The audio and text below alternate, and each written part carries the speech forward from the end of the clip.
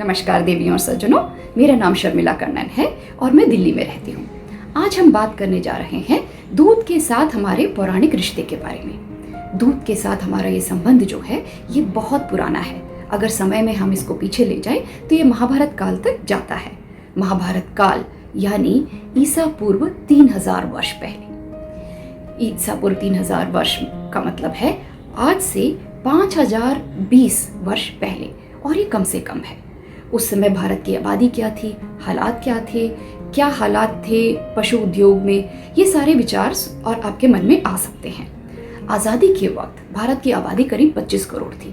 25 करोड़ के हिसाब से मवेशियाँ भी होंगी, लेकिन पशु उद्योग उस समय न के बराबर था ही नहीं। लोग घरों में गाय और बैल बांध के रखते थे। बैलों का अपना स्थान भी था, खेतों में उनका इस्तेमाल होता था और कोल्हू से तेल निकाला जाता था। गाड़ियाँ चलाई जाती थी, बैलगाड़ियाँ चलती थी। महाभारत काल में अगर देखें तो ये भारत की आबादी और भी कम रही होगी, मवेशियों की संख्या भी कम रही होगी। हम श्री कृष्ण को प्रेम से माखन चोर कहते हैं। चलिए देखते हैं कि ये कैसे होता था। उस समय गाय और बैल मनुष्य के साथ ही रहा करते थे। जब गाय अपना बछड़ा देती थी तो सबसे पहले उसका दूध बछड़े के हिस्से में आता था।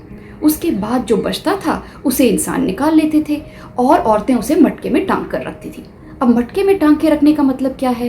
नीचे रखेंगे तो बच्चे आसानी से ले लेंगे। मनोविज्ञान ये कहता है कि बच्चे उसी चीज़ को निकाल कर खाने की कोशिश करेंगे जो उनको आसानी से मिलती ना हो। आज आप बच्चों के सामने खाने पीने की चीज़ें रख दें, वो उनकी तरफ देखेंगे भी नहीं। लेकिन अगर आप बाहर से लाकर मंगवा कर चिप्स कुरकुरे आप जो भी चाहें उसे कहीं छुपा कर रख दें तो बच्चे उन्हें निकाल कर खाने की कोशिश ज़रूर करेंगे। शायद श्री कृष्ण के समय भी यही था। उनको आसानी से मिलता नहीं था, इसीलिए ऊपर चढ़कर भी किसी तरीके से उस चीज़ को निकाल लेना होता था। ये उस चीज़ की रक्षा के लिए भी है कि औरतें उसे मटके में ऊपर टांगती थी। दूसरा ये है कि पैरों से किसी की लात से गिर ना जाए, कोई चीज़ टूट ना जाए, ये भी एक वजह थी। आजकल के हालात बहुत बदल गए हैं। चलिए थोड़ा और आगे चलते हैं। महाभारत का ही एक और प्रसंग है गुरु द्रोणाचार्य के पुत्र अश्वत्थामा का। ये उस वक्त का है जब गुरु द्रोणाचार्य कुरु राजकुमारों के शस्त्र विद्या के शिक्षक या गुरु नहीं बने थे। एक बार अश्वत्थामा ने अपने माता पिता से दूध मांगा। अब गरीबी के कारण वो दूध नहीं दे सकते थे, लेकिन ये बात अश्वत्थामा के दोस्तों ने सुनी और उनको चावल के आटे में पानी मिलाकर, जिसको आप कह सकते हैं कि चावल का दूध, ये उनको पिला दिया। अश्वत्थामा बहुत प्रसन्न हुए। वो अपने माता पिता के पास गए और उनको कहा कि मैंने दूध पी लिया है। जब गुरु द्रोणाचार्य को पता चला कि उनको चावल के आटे में पानी मिलाकर यानी कि चावल का दूध उनको दिया गया है, उनको बहुत ग्लानि महसूस हुई। उनको उसके बाद वो अपनी गरीबी से ऊपर उठने के लिए ज़िंदगी में अपने रास्ते पर और आगे निकल गए। एक और प्रसंग है कर्ण का। कर्ण को हम दानवीर कर्ण कहते हैं, लेकिन एक बार कर्ण के हाथों एक ब्राह्मण के गाय की हत्या हो गई। अब ब्राह्मण ने उन्हें श्राप दे दिया। चूंकि कर्ण दानवीर थे, हम ये नहीं कह सकते कि उन्होंने शायद दूसरी गाय देने का प्रस्ताव न रखा होगा। हो भी सकता है रखा हो, और ये भी हो सकता है कि ब्राह्मण ने मना किया हो और कहा हो कि वही गाय मुझे चाहिए थी। अब इसके बदले उन्होंने श्राप दिया। क्या आप सोच सकते हैं कि आज के दिन में अगर आप किसी की गाय मार दें, किसी ब्राह्मण की या किसी की भी, आपको कोई श्रापित करेगा? गाय के लिए, गाय की हत्या के लिए, वध के लिए आपको आज के दिन में कोई भी श्रापित नहीं करेगा। क्यों? क्योंकि आजकल तो गाय सड़कों पे घूम रही हैं, उनके तो रहने की जगह नहीं है। जब से पशु उद्योग आया है और गाय पशु उद्योग में किसी भी तरीके से लाभकारी नहीं सिद्ध होती है कि वो बछड़ा नहीं दे सकती है और उस हिसाब से दूध नहीं दे सकती, उसको सड़कों पे खुला छोड़ दिया जाता है। यहाँ तक कि हमारे देश में जिन राज्यों में गौ हत्या पे प्रतिबंध है, वहाँ से और देश के अन्य भागों से भी गाय को और भैंसों को, बैलों को सड़क और जल मार्ग से पड़ोसी मुल्कों में भेजा जाता है उनके वध के लिए। इसके लिए कौन जिम्मेदार है? क्या हम नहीं? हम बैल को नंदी यानी कि भगवान शिव का वाहन मानते हैं। हर मंदिर के बाहर आपने नंदी की प्रतिमा देखी होगी। और भैंसे को हम यमराज का वाहन मानते हैं। लेकिन हमने इनका क्या हाल आज के दिन में किया हुआ है दोस्तों?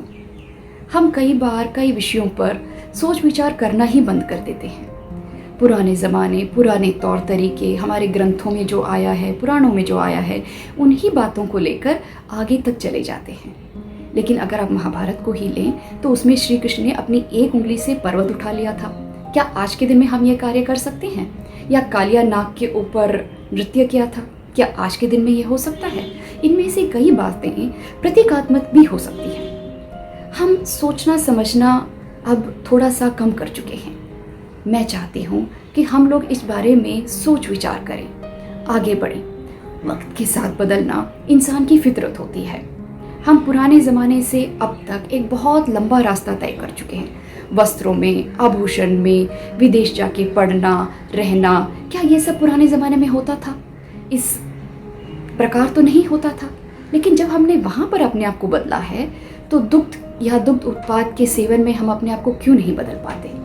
हम ये क्यों नहीं सोच पाते कि आज के दिन में अपने सेहत का विचार करके या पर्यावरण का विचार करके या कृपा दृष्टि, करुणा के पहलू को अपनाकर हम दुग्ध सेवन को समझें। इस उत्पाद में किस तरह की कमियां हैं या किस तरह के ये हमारी सेहत के लिए, पर्यावरण के लिए हानिकारक है, ये सोचकर इसमें आगे बढ़ें और इसके सेवन को बंद करें। ये हमें अब सोचना है। इसी सोच को आपके अंदर डालने के लिए, आपको प्रेरित करने के लिए आज का हमने ये वीडियो बनाया है। हमारी समाज सेवी संस्था जिसका नाम शरण है, इसकी संस्थापिका व संचालिका डॉक्टर नंदिता शाह हैं, जिनको 2016 में भारतीय राष्ट्रपति से नारी शक्ति पुरस्कार भी मिल चुका है। इन्होंने ताउम्र विवाह भी नहीं किया और अपना सारा जीवन समाज सेवा को समर्पित कर दिया है। इन्हीं के व्यक्तित्व से प्रेरित होकर मैं शरण के साथ जुड़ी हूँ। मैं ये भी चाहती हूँ कि आप लोग भी हमारे साथ जुड़ें। डॉक्टर नंदिता शाह हमें समझाती हैं कि आज के दिन में दूध हमारी सेहत के लिए कई प्रकार से हानिकारक साबित होता है। इसमें कई तरीके के ऐसे तत्व मिले हुए हैं जो हमें बीमारियों से ग्रसित करवाते हैं, जैसे कि ऑटो इम्यून डिसीजेस, जिसको हम स्वप्रतिरक्षित रोग भी कहते हैं, दुग्ध की वजह से होते हैं। मेरे परिवार में भी मेरे एक पारिवारिक सदस्य को एक ऑटो इम्यून डिसीज़ था, जो कि दुग्ध के सेवन को बंद करने से लगभग 3 ही महीने के अंदर अपने आप ठीक हो गया। इस तरह के जैसे मानो ये कभी रोग रहा ही नहीं। इसके अलावा पीसीओडी, पीसीओएस, ये 2 बीमारियां जो हार्मोन के असंतुलन से पैदा होती हैं, हृदयघात, मोटापा, उच्च रक्तचाप और कैंसर जैसी बीमारियां भी, इसमें दूध की एक बहुत बड़ी भूमिका है। मैं चाहती हूँ कि आप लोग हमारे साथ जुड़ें, हमारे और वीडियोस का इंतज़ार करें। हम आपको सेहत संबंधी जानकारी यूं ही देते रहा करेंगे। इनको जानिए, समझिए। अब अनजान रहने का वक्त नहीं है। हम अनभिज्ञ नहीं रह सकते। हमें आगे बढ़ना है, वक्त के साथ बदलना है। हमारे साथ जुड़िए। अगर मेरी भाषा में, शब्दों के चयन में किसी प्रकार की त्रुटि आपको नज़र आए तो मैं इसके लिए आपसे क्षमा चाहती हूँ। धन्यवाद।